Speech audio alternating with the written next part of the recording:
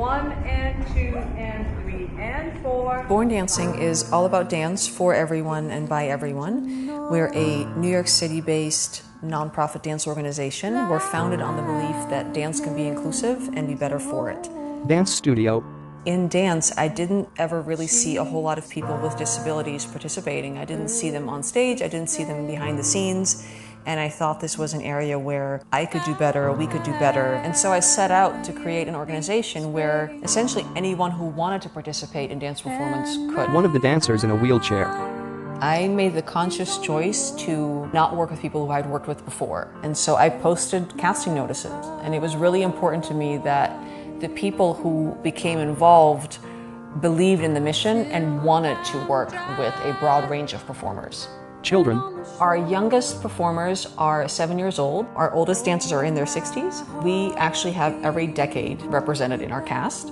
A great number of professionally trained dancers who have 20+ years of dance training under their belt. And then we also have people who are brand new to dance, who have never done it before. And we have performers with disabilities. Some have experience in dance or in theater and some do not. Performers who are deaf, performer who has dwarfism, people who use wheelchairs for various reasons, whether it is cerebral palsy or paralysis. It makes for a really fun and alive and diverse and supportive and positive cast of characters. Two dancers roll toward each other on floor, then look at each other. First 8 count go, coming on the second 8 count.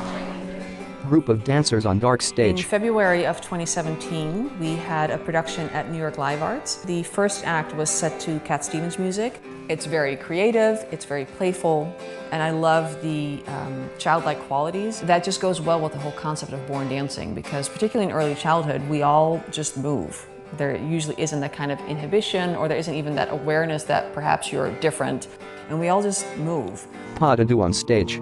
The second act was a new piece called Wasted Love, which was set to the music of Misty Boyce. Men lifts and twirls woman. A boy and a girl in New York City, and they meet and they fall in love. New York City street scenes of people passing each other, and once in a while you meet someone who strikes you. Tight group of dancers bend forward. It follows the arc of sort of your typical love story. People are doing their thing, then they meet each other, they go out, they fall in love, then things get tough, and they break up. And they move on. That's it. It's sort of a typical, not-so-fairy tale. Group raises arms to right and look up, then drop heads back down. Two dancers jump and turn. One of the first ideas that I had for Wasted Love surrounded a song called Perfect Wheel. I pictured the soloist moving around the piano and actually going under it and sitting next to Misty.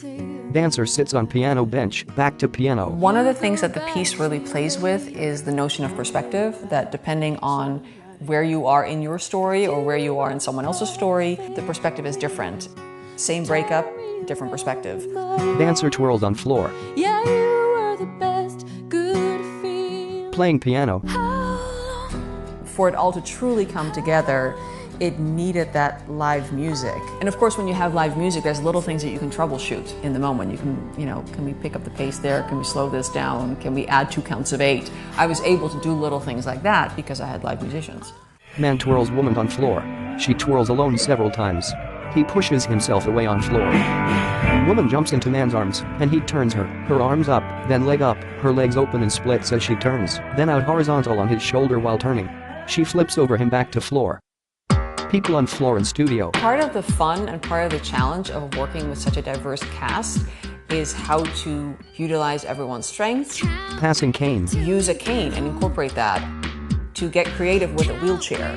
Wheelchairs pass. Incorporating sign language in a way that's meaningful. So it's highlighting the people and what they can do and getting really adventurous.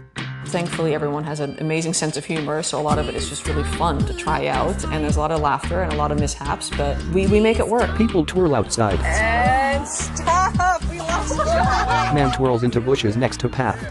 Other dancers pull him out. A big part of Wasted Love is the multimedia aspect of it. It includes video and it includes photography, and the idea really was to create a New York City backdrop.